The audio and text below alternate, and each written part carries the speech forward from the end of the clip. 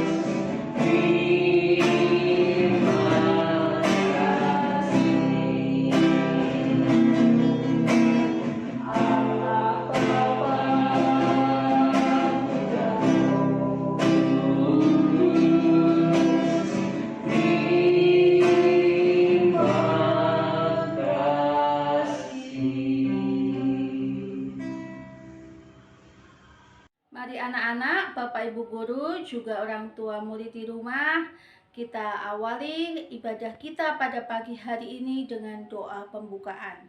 Kita siapkan hati untuk berdoa. Selamat pagi Bapa, segala puji dan syukur kami haturkan kehadapan-Mu atas penyertaan perlindungan-Mu dalam istirahat kami tadi malam. Kini di hari yang baru Engkau telah bangunkan kami dalam keadaan baik dan sehat. Bapa, kami akan melaksanakan ibadah kami pada hari ini. Sertai dalam ibadah ini dari awal hingga selesai nanti kami boleh melaksanakan ibadah ini dengan baik dan lancar. Berkati Bapa untuk segala kegiatan kami dari awal hingga malam hari nanti Engkau sertai aktivitas kami. Segala doa, puji syukur ini kami haturkan ke hadapan-Mu dengan perantaraan Kristus Tuhan dan Juru Selamat kami. Amin. Baik anak-anak, sekarang kita kembali angkat pujian dengan lagu Dengar Dia Panggil Nama Saya.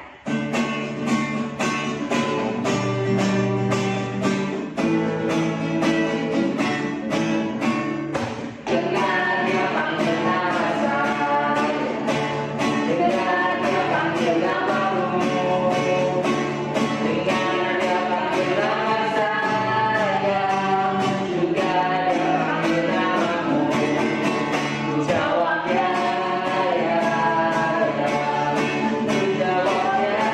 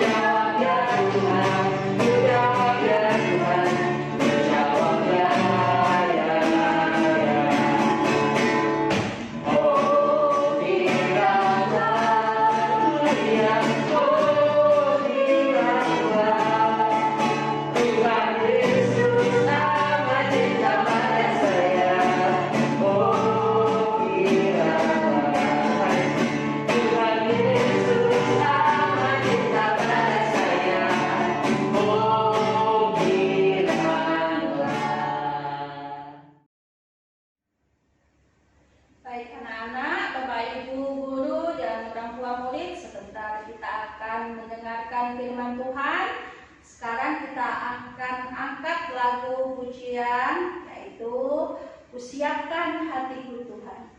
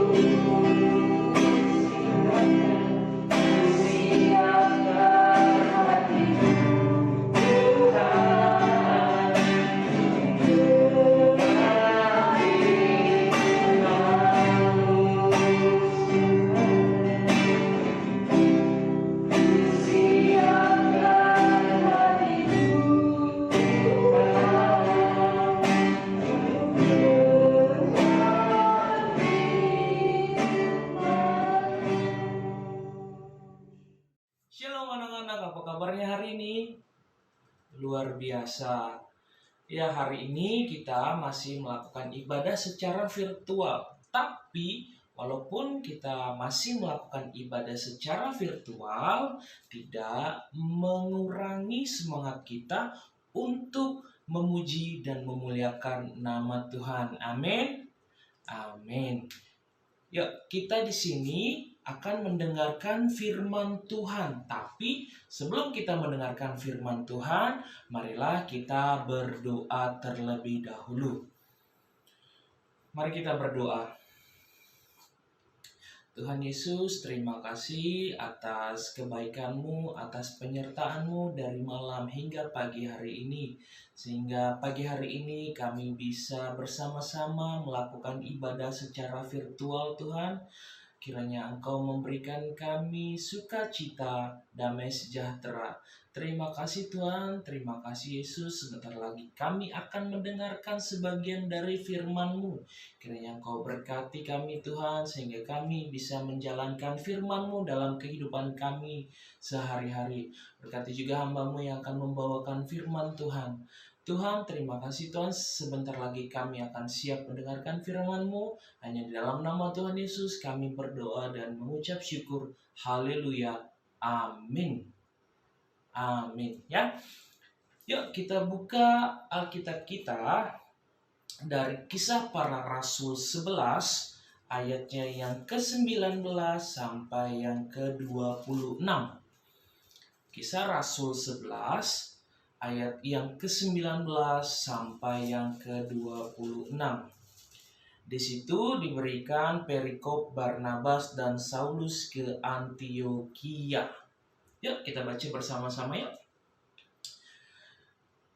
Barnabas dan Saulus ke Antiokhia. Sementara itu saudara-saudara seiman yang tersebar karena penganiayaan yang timbul sesudah Stefanus menyingkir sampai ke Fenisia, Siprus dan Antiokhia. Namun mereka memberitakan Injil kepada orang Yahudi saja. Akan tetapi di antara mereka ada beberapa orang Siprus dan orang Kirene yang tiba di Antiokhia dan berkata-kata juga kepada orang-orang berbahasa Yunani dan memberitakan tentang Tuhan Yesus.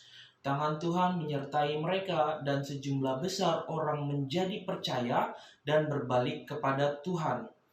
Kabar tentang mereka itu terdengar oleh jemaat di Yerusalem. Lalu jemaat itu mengutus Barnabas pergi ke Antiokhia. Setelah Barnabas datang dan melihat anugerah Allah, bersukacitalah ia. Ia menasihati mereka supaya mereka semua dengan kesungguhan hati setia kepada Tuhan. Karena Barnabas adalah orang baik, penuh dengan Roh Kudus dan iman. Lalu banyak orang dibawa kepada Tuhan. Setelah itu pergilah Barnabas ke Tarsus untuk mencari Saulus. Dan setelah bertemu dengan dia, ia membawanya ke Antiokhia. Mereka tinggal bersama-sama dengan jemaat itu selama 1 tahun penuh sambil mengajar banyak orang di Antiokhia lah murid-murid itu untuk pertama kalinya disebut Kristen. Ya, di sini Bapak punya cerita, ya, cerita tentang anak-anak, 2 orang anak, ya. 2 orang anak kita sebut saja namanya Tony dan Dini. Ya, pada suatu hari Tony dan Dini ini pergi ke warung untuk membeli jajan. Nah, Tony dan Dini ini membawa uang seharga 20.000. Mereka membeli jajan ke warung. Nah, setelah itu Tony dan Dini membeli jajan harganya 5.000. Jadi Tony masing-masing dari mereka 5.000, Tony 5.000 dan Dini juga 5.000. Jadi harga jajannya adalah 10.000. Nah, setelah itu si penjual atau si bapak yang menjual jajan ini memberikan kembalian kepada Tony dan Dini. Tidak lama kemudian setelah mereka pergi dari warung tersebut, Tony dan Dini menghitung kembalian uang jajan yang diberikan oleh si bapak tadi. Mereka menghitung uang kembaliannya, kata si Tony. Wah, uang kembaliannya lebih nih, gimana dong, katanya kan. Kemudian si Dini bilang ke si Tony, ya kita kembalikan dong, itu kan bukan hak kita. Nah, si Tony pun setuju untuk mengembalikan uang ini kepada bapak yang menjual tadi.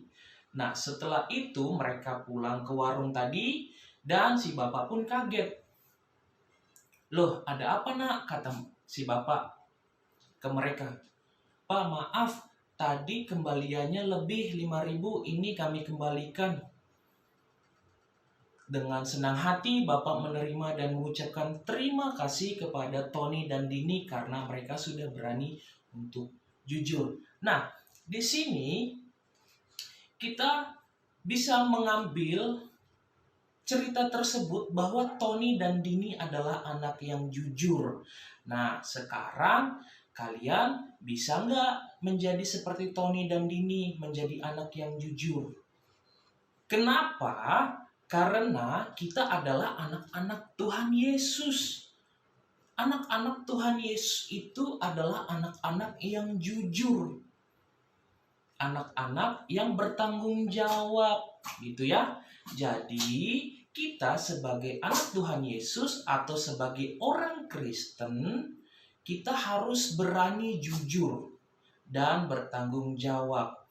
Kemudian, kalau kita Kristen, apakah kita harus selalu menggunakan kalung salib untuk menandakan bahwa kita Kristen? Enggak, ya. Jadi, kita dipilih Tuhan menjadi anak-anaknya tidak harus menunjukkan dengan aksesoris, menggunakan kalung salib, kemudian menggunakan anting salib atau gelang salib, tidak.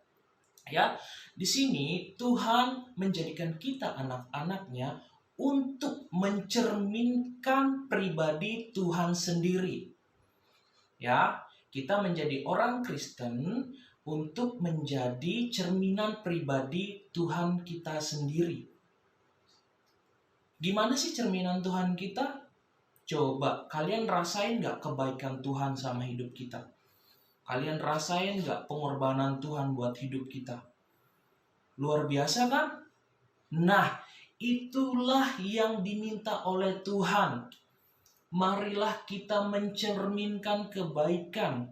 Marilah kita menjadi garam dan terang di lingkungan sekitar kita. Kenapa? Karena kita anak-anak Tuhan. Kita adalah orang yang mencerminkan kepribadian Tuhan Yesus. Apa yang diajarkan Tuhan Yesus harus kita sampaikan kepada teman-teman saudara-saudara kita di lingkungan kita gitu. Jadi, mulai sekarang ayo jangan malu-malu lagi, jangan ragu-ragu lagi untuk berkata aku Kristen. Aku ini anak Tuhan. Nah, tapi nggak boleh hanya ngomong, aku Kristen, aku anak Tuhan, tapi ya udah, gitu. Tunjukkan di mana orang Kristen itu. Tunjukkan bagaimana sifat kepribadian orang Kristen. Orang Kristen itu menunjukkan sifat dan kepribadian dari Tuhan kita, Tuhan Yesus Kristus. Mulai sekarang, ayo anak-anak, pasti bisa kita bilang, aku Kristen, dan lakukanlah. Lakukan sesuai dengan kehendak firman Tuhan. Ya, jadi mulai sekarang, aku adalah garam dan terang dunia. Aku orang Kristen dan aku anak Tuhan yang akan mewarisi sifat-sifat Tuhan. Bisa? Ya, kita harus meminta perlindungan, minta pertolongan dari Tuhan. Pasti kita bisa menjadi orang Kristen yang mencerminkan kepribadian Tuhan Yesus di dalam kehidupan kita. Amin. Amin. Mari kita bersatu di dalam doa. Terima kasih Tuhan, terima kasih Yesus, kami telah mendengarkan sebagian dari firman-Mu. Kiranya Engkau memberkati kehidupan kami Tuhan, agar kami bisa selalu mencerminkan sifat-sifat Engkau di dalam kehidupan kami Tuhan. Terima kasih Tuhan, kami ingin menjadi orang Kristen yang lebih giat lagi mengabarkan Injil, mengabarkan kebaikan, menjadi garam dan terang di dalam kehidupan kami Tuhan, kepada orang-orang di sekitar kami. Terima kasih Tuhan, terima kasih Yesus, kiranya Engkau memberkati kami Tuhan, kiranya Engkau menjadikan kami garam dan terang kepada orang-orang di sekitar kami. Terima kasih Yesus, hanya di dalam nama Tuhan Yesus kami berdoa dan mengucap syukur. Haleluya. Amin. Baik anak-anak, sekarang kita tiba saatnya memberikan persembahan bagi Tuhan. Kita sebelumnya akan menyanyikan lagu dengan persembahan kami.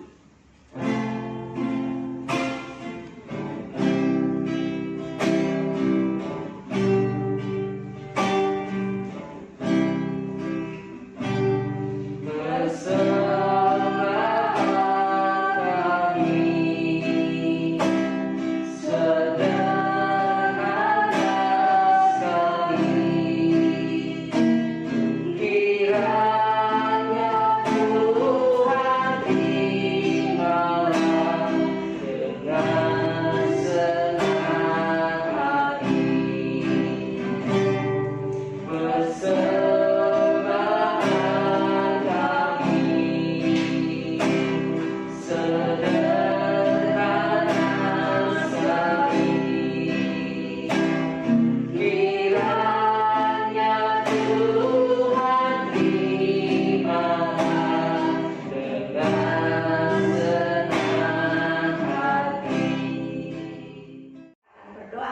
bersama, lipat tangan, tutup mata, kita satu dalam doa. Ya Allah, kami bersyukur untuk kasih dan setia Tuhan dalam hidup kami, untuk anak-anak kami, Bapak Ibu guru, orang tua murid.